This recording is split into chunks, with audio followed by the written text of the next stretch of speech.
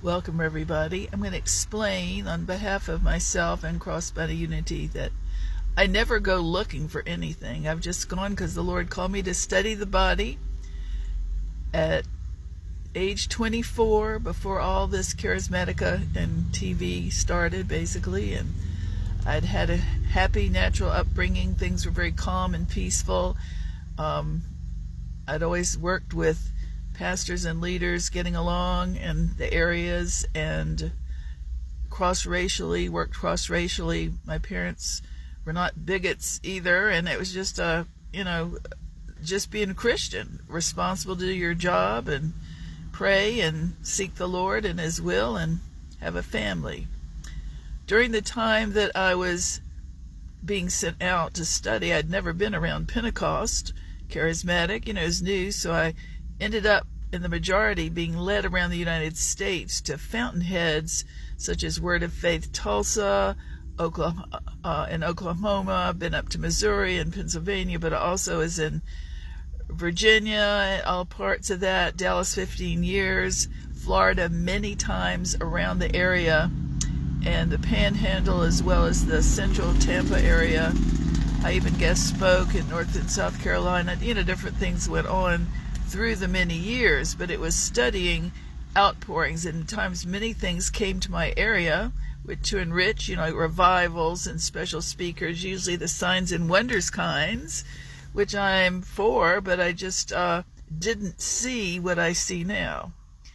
I noticed that people who are more likely to accept the supernatural Holy Spirit may or may not be educated, white or black. And I noticed that people who seem to follow famous pastors were trained because everybody grew up, including myself, including you all, including them. And they were trained, especially the famous in the spirit-filled realm, to sit there and take notes and to be under the local pastor. And some are very strict. I'd never been around that as a Baptist. It was charismatic, prophetic, mainly. Turned out to be Levitical patriarch, perhaps.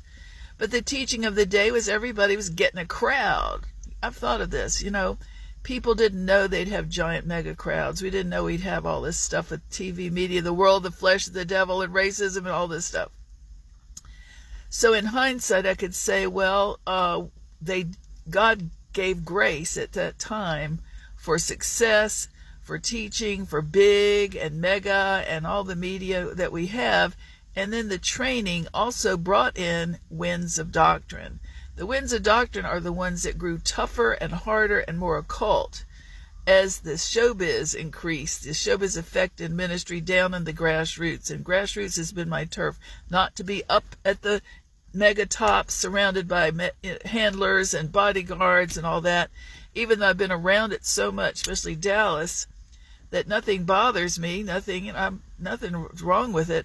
But I realized that in certain groups, it's really the doctrinal groups, the mega showbiz, where you find this elite in certain parts of the country, that you find the tougher, no fear of the Lord, disrespect, even typecasting of fellow Christians, newbies, high and low, the hierarchy, but it's also the famous face follower. And I noticed that in the famous face follower big crowds, the people themselves are the ones that are the worst nightmare, often, not all. But generally they're used to being fiercely determined to guard and keep that turf on behalf of the famous high elevated person, male or female. And some of them are very courteous. Like when I went over to Bishop Jakes' church, it wasn't like that. The African Americans do it better, at least the ones I've seen, because they didn't have that hierarchy. They didn't have a fear of females, is one thing. It was more holy fear of the Lord subdued when I went several times in Dallas in the early, 2005 and 6. But we can't tell anybody's perfect, nobody's imperfect. I was amazed that when I went to hear Bishop Jakes, the Lord led me. I don't go unless I'm led somewhere. And I happened to go the very Sunday when he said, he answered the question I'd had as a smaller ministry. a contented ministry. He says, how do you think that I manage and have able to have 19,000 people in this megachurch? And it was seamless. It was not phony. It was not rushed. It was really diverse. And they were, like I said, a fear of the Lord back then.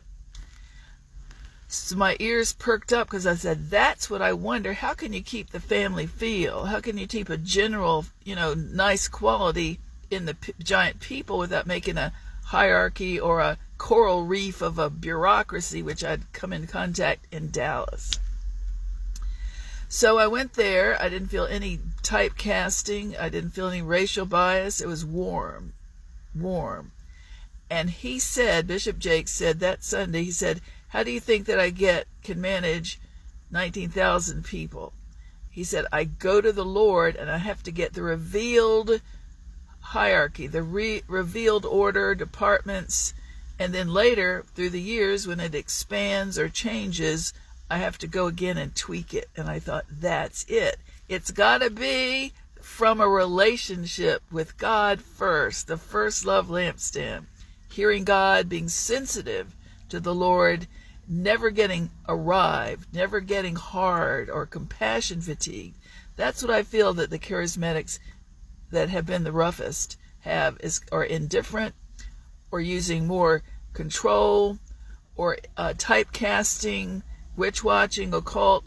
I believe that is the secret. They've become compassion fatigued. Is it Eli Template priesthood, boys will be boys? Maybe a few here and there, maybe some.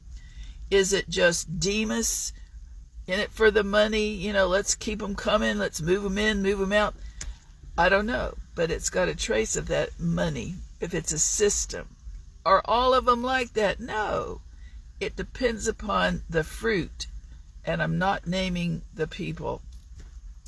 The idea is that we want to have the bride of Christ that is a family, warm feeling, diverse in ministry, not the harlot church, not the harlot prostituting itself to get what it wants, to keep its power, to be over everybody and be the name and train everybody up in our image, to do our bidding. And that's what it turned out to be, and it was very disturbing.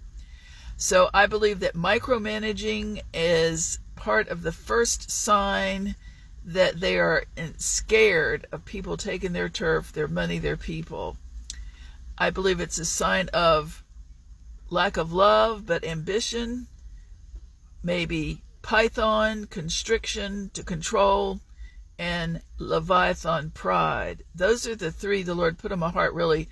The monetary systems, the Leviathan, pride, Python, and ambition are my nightmares if I go to a church, because I trigger it. I don't know why. My dad, the pastor now in heaven, wasn't like that. Even keel, down to earth, but he wasn't mega, and he wasn't showbiz. I believe people try hard. Maybe they're trying too hard. We need to go back. So I never knew all this until I would bump into it. And I didn't bump into anything until in Richmond, when the prophetic moved to town and I was started to visit, and it didn't happen for a while. I also had great domestic abuse, so I didn't go in there just chatting and smiling, I was there to get in the Lord. I needed the help of the Holy Spirit. So I think that every time I've gotten attacked, bullied, jumped, accused, no one ever confronted me, it makes me notice your doctrine. It makes me notice which group, what kind does it. But I wasn't looking for it. It found me. This is it. It's finding many people, and I'm speaking out on their behalf after all these decades. And I am very sincere. We're not against you who do that, but we're warning you who accuse people that show up for no reason. If you've never talked to them, you've just spied them and read their vibe, their type, their look. Then you circulate rumors they're witches, or they've slept with people, or harlots, or warlocks, whatever you do. That is the divining crowd that I am very concerned with for their sake, and the people they do it to.